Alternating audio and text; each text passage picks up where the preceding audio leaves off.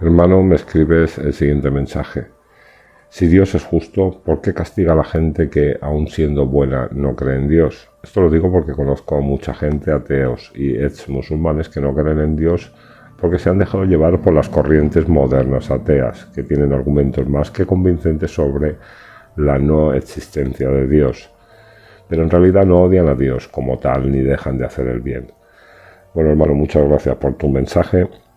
Empezar diciendo que lo de las corrientes modernas ateas no es más que una fabricación engañosa. La no creencia se asocia, o han hecho que la asociemos, a el conocimiento científico. Es decir, parece que cuanto más se profundiza, cuanto más se conoce sobre las distintas ciencias, más fácil es refutar la religión o la creencia en Dios. Pero esto no es así, porque si tú tomas los últimos 100 años y te fijas en los premios Nobel de ciencia, vas a ver que más del 90% de científicos son creyentes. Esto significa que 9 de cada 10 científicos creen en Dios o tienen una religión. Decirte también que en realidad Dios no castiga ni recompensa a la gente, solo te pone el bien o el mal que hayas hecho delante tuya.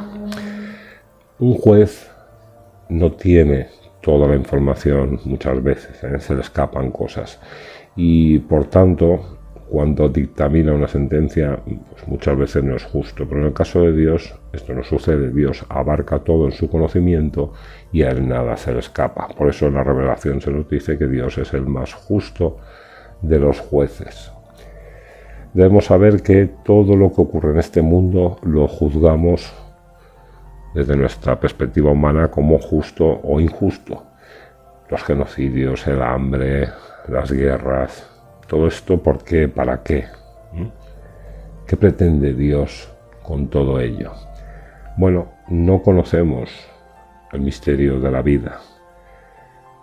Es algo que solo se nos desvelará en el más allá, nos dice la revelación. En la historia de Moisés y su acompañante tienes un ejemplo sobre cómo los acontecimientos esconden otra realidad paralela y necesaria, que no podemos percibir en el momento. Detrás de un mal se esconde un bien y detrás de un supuesto bien puede encontrarse una auténtica calamidad. Dios probó la fe de Job a través del sufrimiento. Dejó a este en manos del demonio solo para demostrar al malvado hasta qué punto puede aguantar un ser humano justo, hasta qué punto la fe del creyente puede llegar. El dolor y el sufrimiento hace que el individuo pierda su apego por lo mundanal y le obliga de alguna forma a acercarse a lo más elevado, a lo sagrado y eterno. Desde esta perspectiva, el dolor y el sufrimiento serían una gran misericordia de Dios. Desde la perspectiva de la revelación, sabemos que el sentido de la vida es adorar a Dios y hacer el bien. Los filósofos nos dicen buscar el bien supremo a través de las acciones. Debemos buscar la virtud en Dios, por Dios y para alcanzar a Dios. Debes saber que es la no creencia en la otra vida lo que determina la incredulidad de una persona. Todo el mundo cree en Dios, nos dice la revelación, y todo el mundo está convencido de que es mejor hacer el bien que el mal. Todo el mundo sabe que existe un creador o una fuerza creadora que ha dado vida a la existencia y el mundo que nos rodea. Esto es algo que cuando el individuo es interrogado de forma correcta, como aparece en el Corán, pues es fácil de reconocer. Si te fijas, esta incredulidad en la existencia de otra vida viene acompañada del egoísmo o Iblis, que le dice al individuo que se rebele y no acepte los preceptos sagrados como algo que viene de Dios. Sin la creencia en Dios y en la eternidad, cualquier acción vale, por muy reprobable que ésta sea, como señala Dostoyevski y los hermanos Karamazov. Si no hay Dios ni juicio final, ¿para qué hacer el bien? ¿Verdad? ¿Qué sentido tiene la existencia? Esto es lo que marca la diferencia de pensamiento entre un incrédulo y un creyente. Cuidado también con las formas de expresión que leemos en las traducciones del Sagrado Corán. Todos los versículos que hablan del paraíso y el infierno se nos dice que son mazal, es decir, una alegoría. Esto es lo que dice literalmente, son mazal, alegoría. En el sentido más básico de los términos, infierno es la inexistencia de otra vida, el vacío, el quedarse inmovilizado. Eso es lo que realmente el no creyente piensa de la otra vida, que no hay nada, que hay un vacío.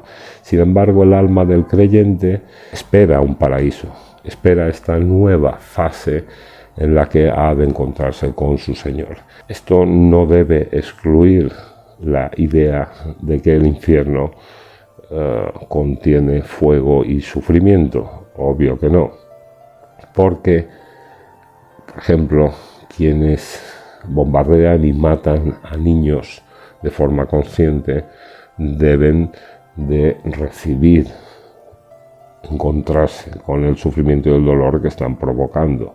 Esto sería lo más justo, ¿o no? Dios es misericordioso con todas sus criaturas. Misericordia es su atributo principal. Fíjate que en la revelación del Corán se nos dice que el misericordioso está tratando con los incrédulos y malvados en el infierno. Es decir, el atributo de misericordioso aparece en ese contexto. Esto significa que darle a cada uno lo que corresponde, darle el castigo al malvado, es una muestra no solo de justicia, sino de misericordia. ¿Por qué? Porque no hay descanso para el injusto hasta que no es ajusticiado. Por eso el castigo divino no deja de ser una misericordia. Todos debemos pagar lo que hemos hecho. Nadie se va a salvar de sus acciones, como dice la revelación. Si Dios perdona a alguien, es por su voluntad. Pero esto también se aplica al incrédulo, no solo al creyente, ojo. Mira con atención el vídeo que tengo en este canal titulado Infierno Eterno. Allí vas a poder encontrar una serie de claves muy interesantes respecto a este asunto. Absolutamente todos, buenos y malos, justos e injustos, estamos sujetos a la misericordia divina. Pues en realidad ni los buenos son tan buenos ni los malos son tan malos. La vida no tiene por qué acabar en el infierno o el paraíso. Así lo deja entrever la revelación cuando nos muestra que el término eternidad que tú lees en las traducciones, en su sentido más básico, significa un periodo de tiempo muy largo, puede dar paso a otra fase que no conocemos. Solo Dios conoce el devenir. A nosotros que nos queda esperar su misericordia, nada más. Un fuerte abrazo, hermano, y bendiciones.